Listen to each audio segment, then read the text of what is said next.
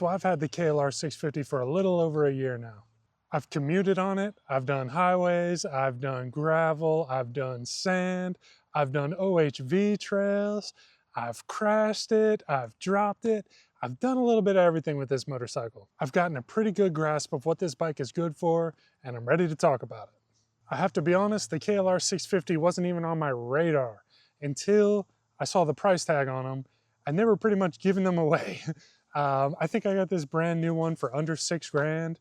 A little over a year ago, and you know, seeing those prices, I was just like, man, yeah, I think that'll work. And let me just say, I think this bike is a great value. I think it's capable, but would I buy it again? No, I wouldn't buy it again. And I'll get into a little bit of the reasons why.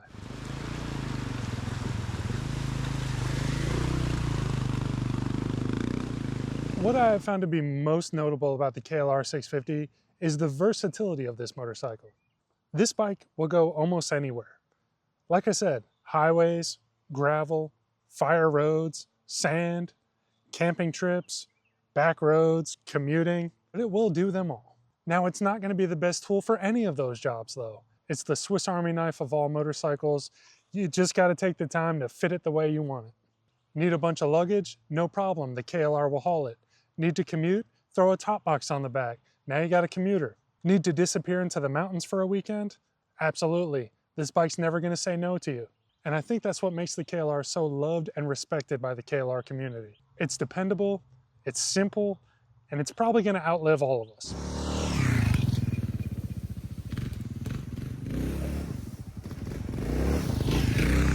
Maintenance on this bike is simple.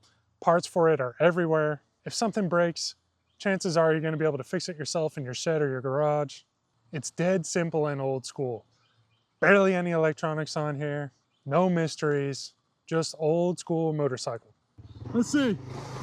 Oh my God! Oh, I am drenched. And off-road, I think the KLR is far more capable than people are giving it credit. When people say this bike is a tractor, they are not kidding. First or second gear is going to get you anywhere on this motorcycle when you're off-road. When you're off-road, tractor is really the only word you can use for it. It's going to get you up anything or through anything.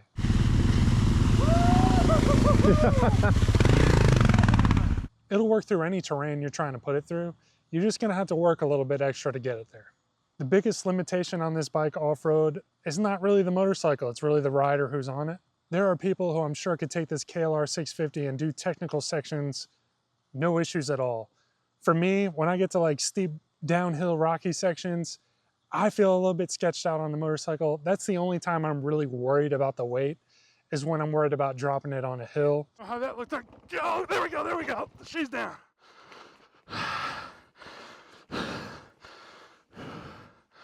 Hit my limit, huh? These bikes are, you know, around 450 pounds. When you're moving, it doesn't really feel like it. But when you're in technical situations or you need to pick the motorcycle up after a fall, that's certainly when you feel it. Look at all this mud, huh? All right. I would say the biggest weakness for the KLR 650 as an adventure bike is on-road. I don't think you'll meet too many people who are going to say the KLR 650 is a great on-road motorcycle. The engine feels slow, really slow. It's a predictable power, it's linear, you're not going to get into any trouble on it, but passing traffic takes planning, merging on the highways takes commitment, and when you finally get up to speed, it just does not inspire confidence. The KLR 650 never really feels planted on the highway to me. The front end can feel loose and wobbly, and it's fighting for its life to maintain speeds above 75 miles an hour. I don't even think you have the option to go faster than 80. And there is no 6th gear, so you're just kind of droning along at pretty high RPMs. The other thing is the stock windshield on this motorcycle created the worst buffeting I have ever felt. I would actually get headaches from riding this motorcycle on highway for long segments. Because of that, I had to put on this goofy, taller windscreen, which is kind of inconvenient off-road, but yeah, where the wind was hitting me with the stock windshield, it was unbearable.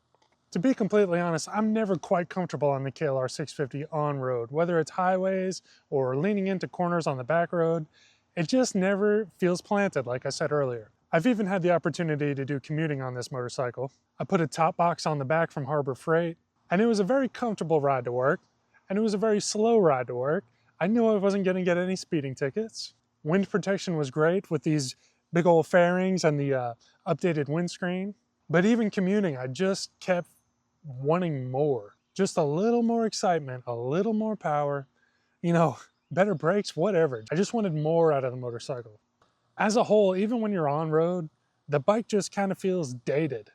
And that's really the word that keeps coming back up when you're talking about the KLR 650. The engine, the brakes, the dash, no technology. Even when you're working on it, it kind of feels like you're stepping back in time. And some people love that about the KLR 650. Other people absolutely will not. I never hated riding the KLR. I just got less and less excited about riding the KLR. Every ride just became, this is fine. It's not bad. And like I said earlier, the KLR will refuse to say no to anything, but it's not going to excel at anything you throw its way. You can turn this bike into anything you want it to be. And some people love that.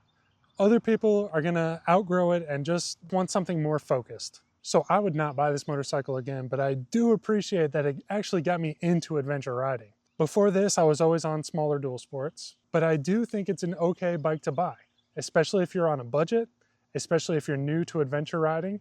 This is going to get your foot in the door.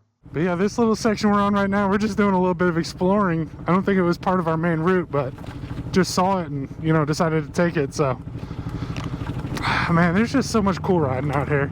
If reliability and bang for your buck means more to you than performance, then this is absolutely a great bike to have in the stable. This bike will take you anywhere. It's not going to leave you stranded. It doesn't beg for maintenance or oil changes all the time. If you're willing to go there, the KLR will go there with you. But if you're looking for something that kind of gives you that excitement when you open up the garage or when you twist the throttle, or something that kind of makes you want to take the long way home, something that'll keep you grinning inside your helmet all day, it's not the KLR. It's just not. The KLR is tried and true, and it is one of the most faithful motorcycles that you could take on any journey. And it kind of teaches you that adventure isn't really about the motorcycle. It's about where you're willing to take it. So my future plans for the KLR, I may sell it, but I'm also thinking about keeping it around for a while, putting some more road-oriented tires on it, and doing silly challenges like 1,000-mile weekends or something like that, you know? Again, it's an easy motorcycle to keep around, so I may just use it to make funny YouTube videos with. So thanks so much for listening. If you're interested in dual sports or adventure motorcycles, moto camping, I do a little bit of everything. Please subscribe, it'll help my channel out so much. I thank you guys so much for watching. Catch you on the next one.